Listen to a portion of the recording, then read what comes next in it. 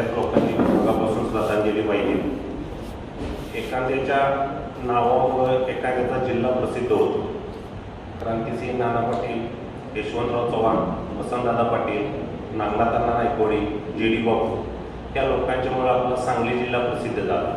त्या लोकांनी 1940 देश स्वातंत्र्यापासून आपल्या जिल्ह्यावर कशा पद्धतीनं काम केलं, त्या कामाची पावती म्हणून आपले स्वर्गीय डॉक्टर पतंगराव कदम, आरब पाटील, मदन भाऊ यांच्यामुळे आपला जिल्हा महाराष्ट्राला ओळख झाली. या जिल्ह्याची ओळख अशा पद्धतीने होत गेल्यानंतर ती लोक डॉक्टर स्वर्गीय पतंगराव कदम आणि आराबाबा आणि मदन पाटील गेल्यानंतर 2014 नंतर आपण जर बघितलं तर आपल्या जिल्ह्याची काय अवस्था झाली. आपल्याला प्रत्येकाला माहिती आहे की आपला एक मुख्यमंत्री लेवलचा नेता गेल्यानंतर आपलं नुकसान काय होतं ते जिल्ह्याला समजतं. तसं पश्चिम महाराष्ट्रातलं ज्यांनी आपल्या राज्याचा 11 वेळा अर्थसंकल्प मांडला ते नेतृत्व आपल्यातनं असं अपघाती निघून जाणं हे महाराष्ट्राच्या दृष्टीनं आणि पश्चिम महाराष्ट्राच्या दृष्टीनं अतिशय दुर्दैवी घटना आहे. तर अजितदादा जाणं हे आपल्या सगळ्यांना म्हणजे किती त्याचं नुकसान आहे हे थोड्या दिवसानं समजून येईल. 3 दिवसांपूर्वीचं एक वातावरण असं होतं की आपले स्वर्गीय मुख्यमंत्री वसंतदादा नेहमी त्यांच्या भाषणात सांगायचं प्रशासनानं 80% काम करतच असते, पण प्रशासनाच्या बाहेर जाऊन जे 20% काम करतो तो खरा नेता असतो. आणि अजितदादांनी तेच काम केल्यामुळं आरोप सुद्धा त्यांच्यावर होत गेले. पण त्यांनी काम आपलं करायचं मागं पडले नाही. कामाची धडाडी ही स्वर्गीय डॉक्टर पतंगराव कदम आणि अजितदादा यांची सेम होती.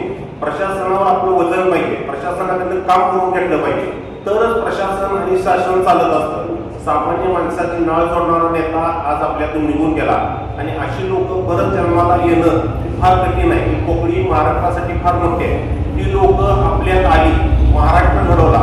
आज आपण जर पुसद, वर्धा, नाशिक या बाजूला जर बघितलं आणि जर पश्चिम महाराष्ट्रातली जर आर्थिक सुबत्ता बघितली तर मग पवार साहेब असतील ह्या लोकांच्या पासून आपल्याला बघावं लागतं की ह्या लोकांनी काय केलं. आता आपण बऱ्यापैकी ह्या भागात आलं की आपल्या भागात बऱ्यापैकी काँग्रेस आणि भाजप त्याचं प्रभुत्व होतं. प्रदीप पप्पांनी 2 ते 3 वर्षापूर्वी अजितदादांच्या मार्फत तिथे वेगवेगळे उपक्रम राबवलं. मग ते कृषी प्रदर्शन असेल अन्य त्यांचं वाटचाल करत गेलं. आपल्या नेत्यानं आपल्या कार्यकर्त्याला कशी ताकद द्यावी याचं जलद उदाहरण म्हणजे आपले बांबूरचे प्रदीप पप्पा कदम.